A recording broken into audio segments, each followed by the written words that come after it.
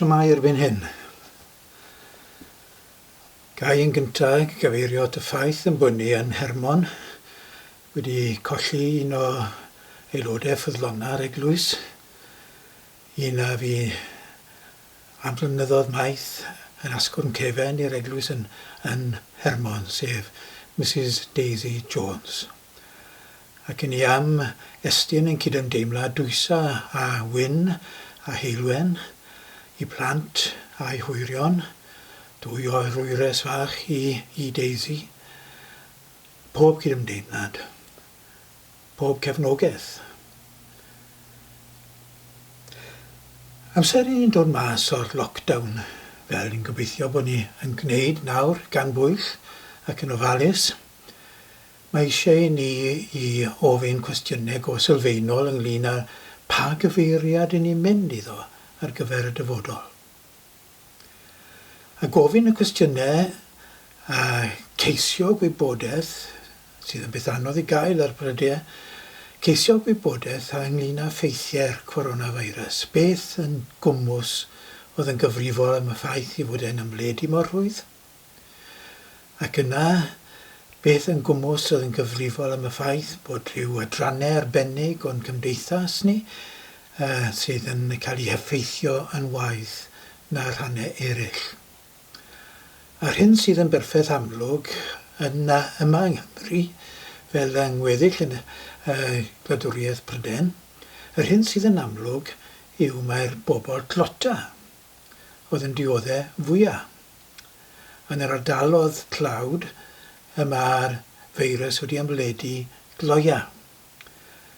Ac mae hynny yn rhywbeth mae rhaid i ni i ystyried wrth bod ni'n meddwl am y dyfodol.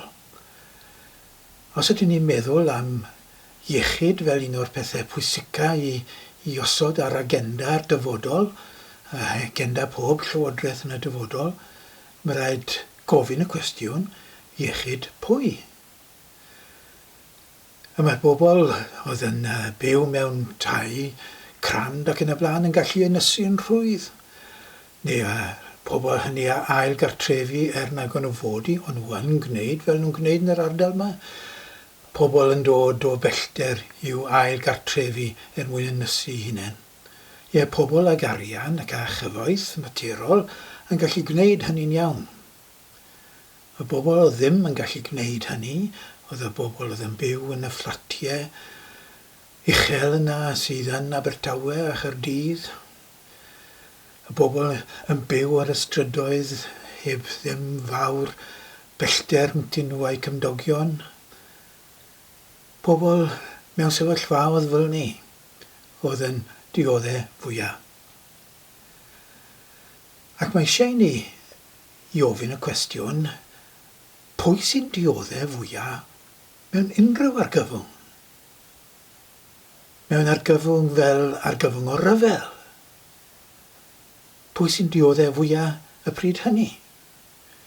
Unwaith eto mae'r cyfoethogion yn gallu dianc i wahanol fannau ymhell o'r brwydro cyn dychwelyd i'w cartrefi ar ôl i'r gyflafan orffen. Ond yw'r tlodion ddim. Mae nhw yn gorfod wynebu y sefyllfa yma nhw ynddo. Ac amser bod nhw'n ymdrechu i ddianc, dyn nhw ddim yn cael lot o gefnogaeth gan bobl gwahanol rannau eraill o'r byd. I'r tlodion sydd yn dioddau. Pwy sy'n dioddau fwyaf o'r drefn economaidd sydd yn bodoli? Y drefn economaidd sydd yn rhoi mwy o arian i'r cyfoethog, sydd yn neud i'r bwlch rhwng y cyfoethog a'r tlawd ymledu. Pwy sy'n dioddau fwyaf? Y tlodion. Nhw sy'n dioddau fwyaf. A gyda'r twymo byd-eang yma, pwy sy'n dioddau fwyaf oherwydd yr effeithiau sydd yn digwydd yn awr yn y twymo byd-eang? Pa wledydd sy'n dioddau fwyaf? Y gwledydd tlawd. Y tlodion. Nhw sy'n dioddau fwyaf yn yr holl sefyllfaoedd hyn. Pwy yw'r ffoaduriaid gan fwyaf. Y bobl sydd ddim yn gallu talu am wahanol ffafrau neu breintiau yn y dlawd, yn ffoi rhag y pethau enbyd sydd yn digwydd, y tlodion. Ia wrth bod ni'n edrych ar draws y byd i gyd, i ni'n gweld mae'r bobl dlawd sydd yn dioddef, tra bod cyfoethog yn wneud arian mas o'r sefyllfaoedd yma. Meddylwch o ddifri am y peth bod yna gwmnioedd sydd yn gwneud arian mas o'r coronavirus yma.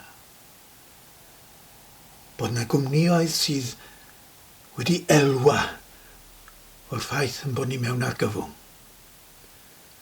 Bod yna gwmnioedd sydd yn ymelwa o'r ffaith bod yna gwmnioedd eraill yn mynd i'r wal.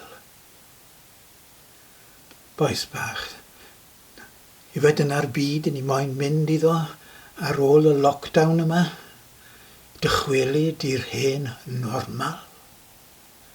Nage, ond i fyd newydd. I ffordd o feddwl newydd. A fyna y mae'r allwedd i'w ganfod. Mae angen newid ffordd pobl o feddwl. Ffordd pobl o weld pethau. Ffordd pobl o edrych ar bethau. A dyna beth mae Iesu am ddigwydd i bob un ohono ni. Mae Iesu'n dechrau ei weinidogaeth gyda'r bregaeth ar y mynydd. Ni'n gyfarwydd ar bregaeth ar y mynydd ac adran y gwynfydau. A beth yw pwysles y bregaeth ar y mynydd? Helpu y rhai sy'n mewn angen. Dyna yw pwysles y bregaeth ar y mynydd. Ac mae e'n gorffen i weinidogaeth yn ystod yr wythnos fawr, cyn y swper olaf ac yn y blaen, drwy adrodd dameg barnu'r cenhedloedd. Gai ddarllen rhan o'r ddameg. Pan ddaw mab y dyn yn ei ogoniant a holl angylion gydag ef, yna bydd yn eistedd ar orsedd i ogoniant. Fe gesglir yr holl genhedloedd ger i fron, a bydd ef yn ei didoli fel oddi wrth ei gilydd fel y mae'r bigel yn didoli'r defed oddi wrth y geifr. Ac fe esid y defed ar ei law dde a'r geifr ar y chwith. Yna fe ddywed y brenin wrth y rhai ar y dde iddo. Dewch, chi sydd dan fendith fy nhad, i etifeddu'r deyrnas a baratwyd i chi ers eiliad y byd. Oherwydd bym yn newynog, a rhoesoch fwyd i mi. Bym yn sychedig, a rhoesoch ddiod i mi. Bym yn ddieithr, a chymerasoch fi eich cartref. Bym yn noeth, a rhoesoch ddillad amdanaf. Bym yn glaf, ac ymwelsoch a mi. Bym yn ngharchar, a deithoch ataf.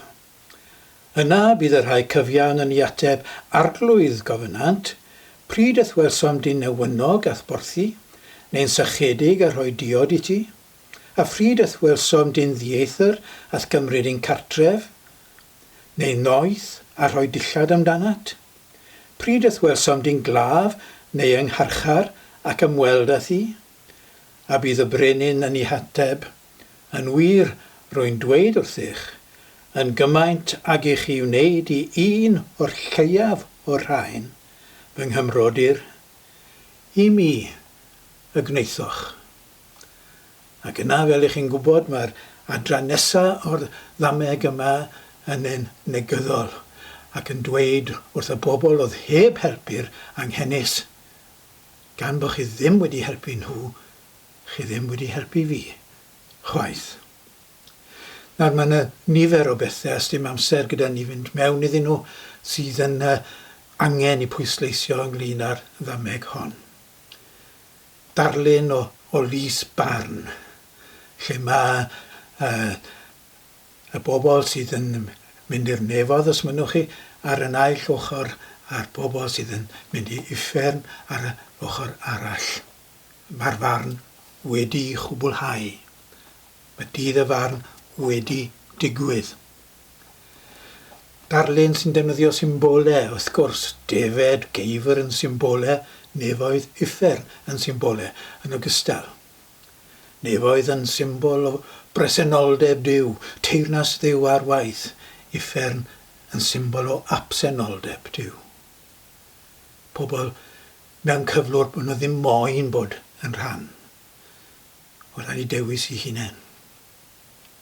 Nawr, oedd y darlun yma o farn yn un hynod boblogaidd gan y proffwydi. Ac mae Iesu yn gosod ei hunan ar ddiwedd ei weinidogaeth yn rhaddodiad y proffwydi. Sylwch, fi wedi gweud o'r blaen, ond mae angen i bwysleisio dro ar ôl tro. Sylwch y ffordd mae Iesu'n dyrchafu traddodiad y proffwydi. Mae e'n edrych nôl ar hanes ei genedl, ac mae e'n dweud wrth ei ddisgyblion a'i ganlynwyr, mae eisiau chi fod fel y proffwydi. A mae'n dweud hynny wrthon ni hefyd. Eisiau chi fod fel y proffwydi. Dyw e byth, ddim unwaith yn gweud, mae eisiau chi fod fel y brenhinoedd. Mae eisiau chi fod fel yr archoffeiriad. Mae eisiau chi fod fel y bobl bwysig yn y gymdeithas. Na, fel y proffwydi. Dyna rôl yr eglwys, bod yn broffwydol yw gwaith yr eglwys yn ogystal. Ie, yn y traddodiad hwnnw mae Iesu yn gosod ei hunan. Ac yn y ddameg hon, yr hyn y mae e yn, wel, un o'r pethau y mae e yn ei bwysleisio, fel fi'n gweud gallwn ni ddim mynd ar ôl pob peth, un o'r pethau mae e yn ei bwysleisio yw agwedd pobl. Chi'n gweld, oedd y bobl yma mae e'n ei canmol ac yn gosod ar ei law dde, oedd y bobl yma yn helpu'r anghennus achos bod nhw moyn helpu'r anghennus. Dim am unrhyw reswm ulterior arall. O'n nhw'n gweld pobl mewn angen ac o'n nhw'n ei helpu nhw. Achos mae nhw'n ymateb i hyn mewn sioc yn y pryd. O'n i ddim yn gwybod mae'n beth o'n i'n neud. Pryd welon i ti fel hyn? Pryd welon i ti noeth? Pryd welon i ti'n ngharchar? O'n i'n helpu pobl noeth, o'n i'n helpu pobl yn ngharchar, ond wrth gwrs, achos bod angen help yn nhw. Agwedd fel yna sydd angen arno ni. Nawr ystyriwch y bobl yma oedd ddim wedi ymateb fel yna a heb abwysiadu agwedd fel yna. Ond nhw pryd welsom ni, os bydden ni wedi gweld ti, bydden ni wedi wneud rhywbeth. Ond na, wnaethon ni ddim gweld ti. Un o'r rhai lleiaf hyn fy nghymrodir a helpes di hwnnw. Y bobl sydd agwedd o ddifaterwch. Dim ots dy fi beth sy'n mynd mlaen, ceid y po fi'n o reit. Ia'r hunanoldeb yma. Yr hunanoldeb, dyna fy negiant pechod ar ei weitha. Yr hunanoldeb yma. I fi'n o reit so. Dim angen i fi boeni am neb arall. Look after number 1. Dyna'r agwedd sydd yn cael ei feirniadu yn y ddameg hon. Ac fi'n ofni bod mwyafrif yn pobl ni yn mabwysiadu agwedd fel yna. Hefyd, sylwch, y pwynt olaf i am nodi, yw fel yn y bregaeth ar y mynydd, felly yn y fan hon, dy'r bobl yma sydd ddim yn dilyn ffordd Iesu. Maen nhw'n cydnabod Iesu'n arglwydd. Arglwydd, pryd ys gwelsom di, medden nhw. Arglwydd, pryd ys gwelsom di. Mae'n gyffes yn iawn. Di'r weithred ddim. Ac yn y bregaeth ar y mynydd, i ni'n cael yr un pwyslais. Nid pawb sy'n dweud arglwydd, arglwydd, ond y sawl sy'n gwneud y wyllus yn had, yr hwn sydd yn y nefoedd. O ie, gallwn ni droi ein crefydd yn ffydd yn hunanol. Gallwn ni droi'r cyfan yn hunanol. I fi yn gadwedig, i fi yn saff, gallai fyw mywyd fel fy moyn. Yr hen antinomiaeth yna. Mae Williams Pantycelyn yn ei feirniadu yn hallt. Na, os ydyn ni derbyn Iesu'n arglwydd, ffordd Iesu yw'r ffordd i ni ddilyn. Do, wedes i mai hwnna oedd y peth diwetha, ond mwyn cloi yn llwyr y cenhedloedd sy'n cael ei barnu. Pawb, pob un, ac i ni'n cael yn barnu gyda'r un llinyn mesur. I ni'n cael yn barnu ar yr un egwyddorion.